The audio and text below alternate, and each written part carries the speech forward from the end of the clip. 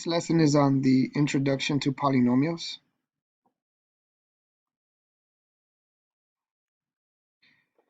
There are different types of polynomials that we're going to be working with. We have some that are called monomials, binomials, trinomials, and polynomials. An example, a monomial, if we look at this root word here, meaning mono, this means single, a single term. So monomial means a single term that is made up of variables and whole number and numbers. An example is 7x squared. 7x squared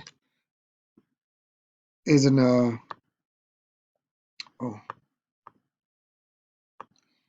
7x squared is an example. 3m is an example. Even this 10ab squared times c, since they're all together connected by a multiplication, that's still a monomial. Then you have binomial. Binomial is two terms that cannot be combined. So 2x squared plus 5, this addition separates terms. So right here I have one term and two terms. This is another one with two terms and another one, and they can't combine. They can't be combined. Trinomial is three terms. It can be combined. And here's an example of a trinomial. Here's another one. And polynomial. A polynomial is it means many, but for our definition here, anything that has two or more terms we refer to as polynomial. So two or more that can be combined. So for example, this expression here has four terms and you can't combine them, so this is a polynomial. This one has three. This is a trinomial, but you could also call it a polynomial, but its primary name is a trinomial. This one is not an example because look, you have t to the fourth and t to the fourth. You could combine these terms and get negative 3t to the fourth power. This would be one term. So this is not a polynomial because this only has one term.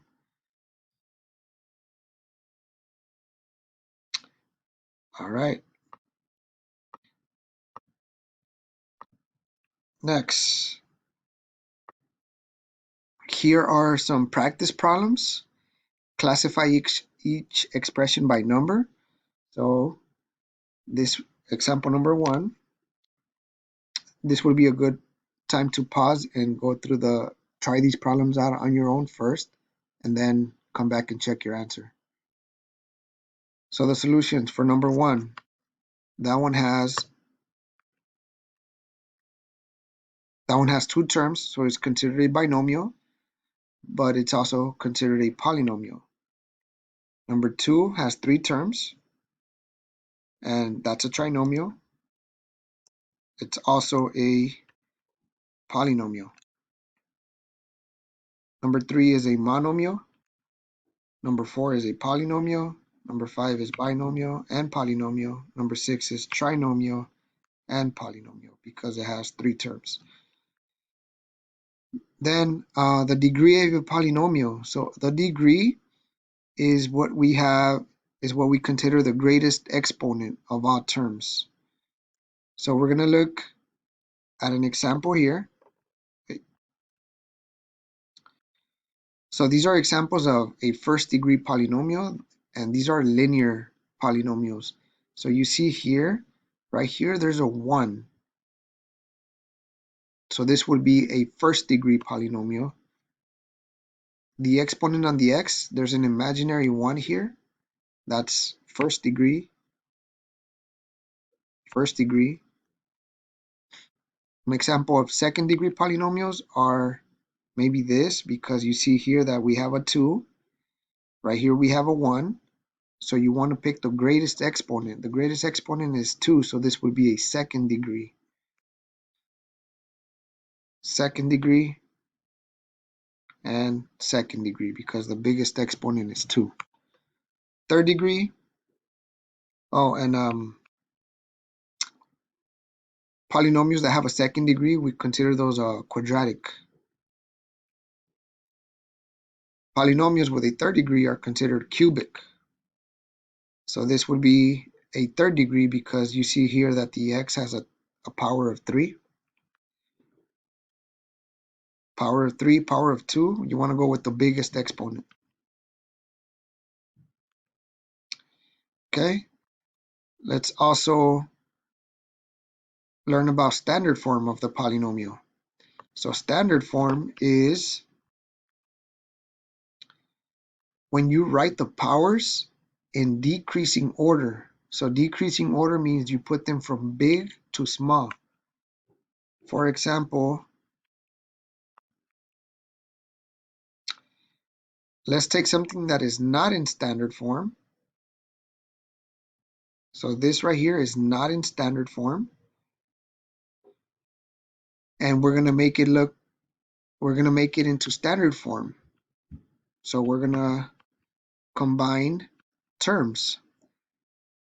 If there are terms to combine, then you combine them. So right here, we search for the biggest exponent.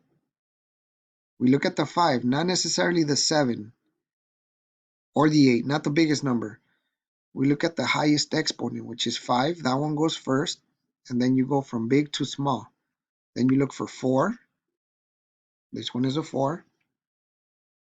There's no power of 3, so you could skip that, and then you go to power of 2, then you go to power of 1, and then the constants are at the end. Some additional information here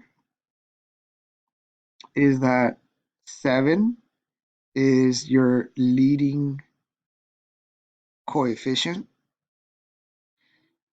7 is your leading coefficient. 5 is your degree. 8 is the constant. And 8 is also your y-intercept. Y-intercept. And how many terms are there? There are 1, 2, 3, 4, 5 terms. Terms are separated by either an addition or a subtraction. So this one has 5 terms.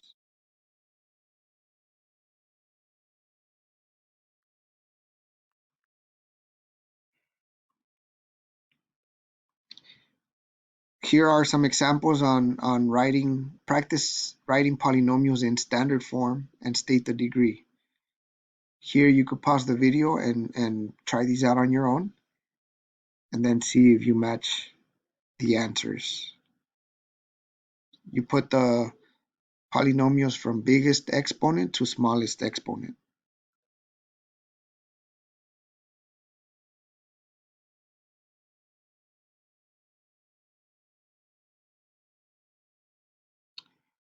Okay?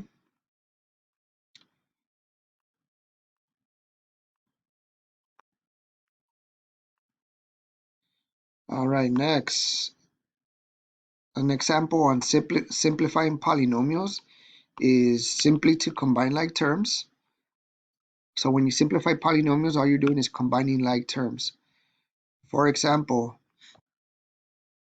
here's this long polynomial, and we're gonna match them by exponents. So we look at the x to the fourth and search for another one, and there's another one right there.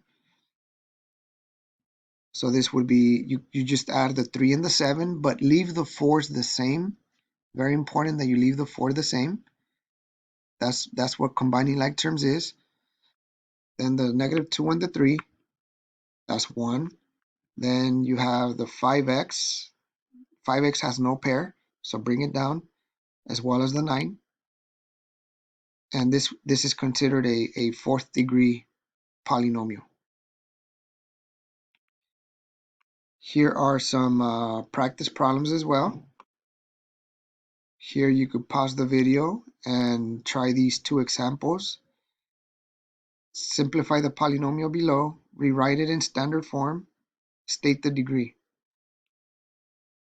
So after you try these out on your own, you would get the biggest exponent is 5, then it's the 2, then it's power of 1, and then the constants at the end. And it's a 5th degree polynomial. On this one, the biggest power is 3, so this is a 3rd degree. Then it's 2, then is the 1 power of 1, and this is a 3rd degree trinomial. So in summary, this is what we learned. If you have an expression, these are some expressions, you would write it in standard form. So combine like terms if you can. That would be 7. Right here, you put it from biggest exponent to smallest. Combine like terms. 3, 2, and then the constants at the end. And then the degree. This one has no exponent, so this is degree 0. This is the 1st degree. This one is the 2nd degree. This one is 3rd degree. Okay, they're already in order. When you classify by terms, this is like the monomial, binomial, trinomial. This one is considered a constant, or it's one term, so it's a monomial, but it's also considered a constant. This 7 is also a constant. Binomial, polynomial, this one is binomial, trinomial, okay? In terms of the name of the function, this would be a constant. This would be a linear function. If it has power of 2, it's quadratic. And if the highest power is 3, then it's cubic. When we get to the graphing of polynomials, we're gonna go over 2 things here.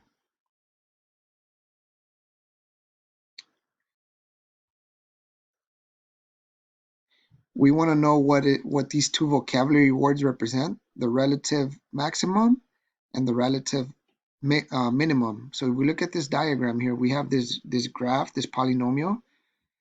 This is curving up and down. So if you want to look for the maximum, you want to look for the highest point on the graph.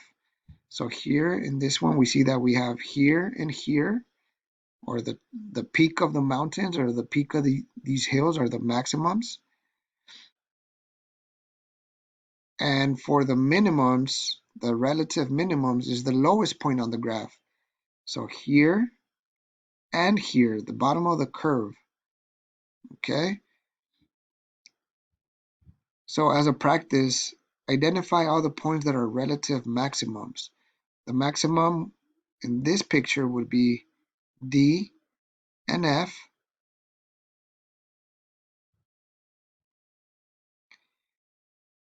The minimums, so the minimums, so for the minimums, it is going to be B and E. For the y-intercept, estimate the y-intercept. We want this spot right here. Where does it cross the y-axis? Well, that's approximately maybe 4. Maybe you say 4.5, maybe 3.5. This is an estimate. If you're around this area, then that would be a good estimate.